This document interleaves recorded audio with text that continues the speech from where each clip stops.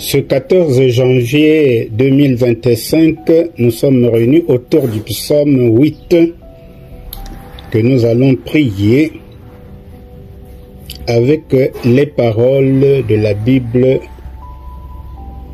l'abbé Augustin Crampon. Mais avant tout, explorons le message de ce merveilleux psaume. Eh bien, il y a deux points qui feront l'objet de notre méditation. La gloire de Dieu dans la création et Dieu maître de la création. Les versets 2 à 3 donc nous parlent de la gloire de Dieu dans la création. Le nom du Seigneur est magnifié sur la terre. Le psalmiste le voit comme écrit dans la splendeur de l'univers où domine sa majesté. Aux incrédules, l'auteur oppose les cris des enfants et des nourrissons pour les réduire au silence. Ces petits, innocents puissent-ils être, poussent des cris d'admiration à la vue des grandes œuvres de Dieu, et leur témoignage même inarticulé est suffisant pour fermer la bouche aux adversaires. On comprend que c'est à dessein que Jésus, après avoir adressé des reproches aux villes rebelles, en Matthieu 11, verset 25, fait cette prière.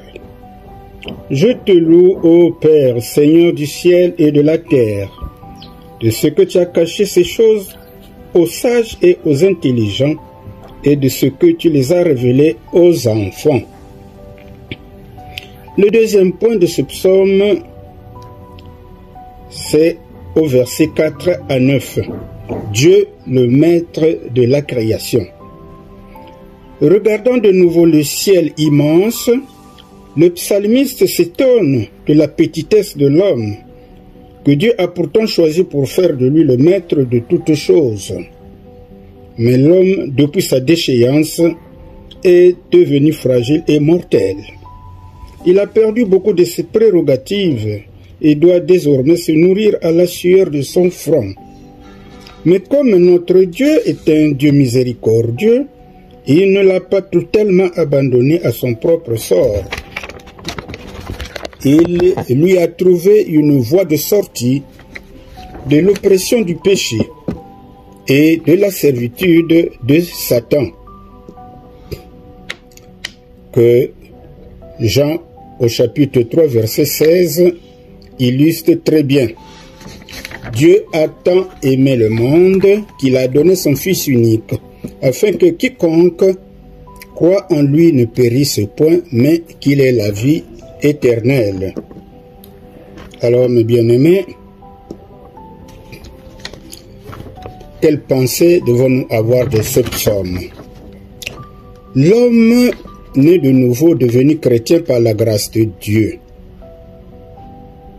eh bien, cet homme doit être marqué par l'exaltation de la grandeur de Dieu pour glorifier le maître de la création. À présent, prions le psaume 8. Yahweh notre Seigneur, que ton nom est glorieux sur toute la terre, toi qui as revêtu les cieux de ta majesté. Par la bouche des enfants et de ceux qui sont à la mamelle, tu t'es fondé une force pour confondre tes ennemis, pour imposer silence à l'adversaire et au blasphémateur. Quand je contemple tes cieux, ouvrage de tes doigts, la lune et les étoiles que tu as créées, je m'écrie. Qu'est-ce que l'homme pour que tu te souviennes de lui, et le Fils de l'homme pour que tu en prennes soin? Tu l'as fait de peu inférieur à Dieu, tu l'as couronné de gloire et d'honneur.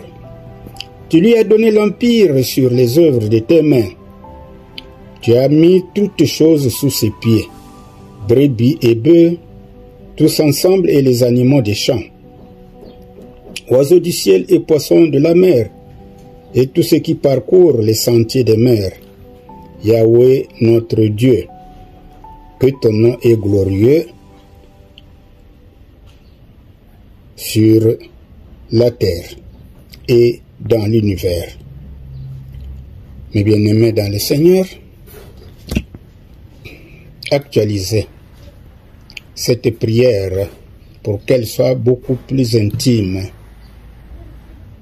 et qu'elle vous élève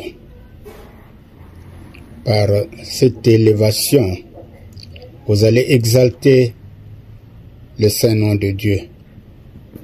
Merci de nous suivre.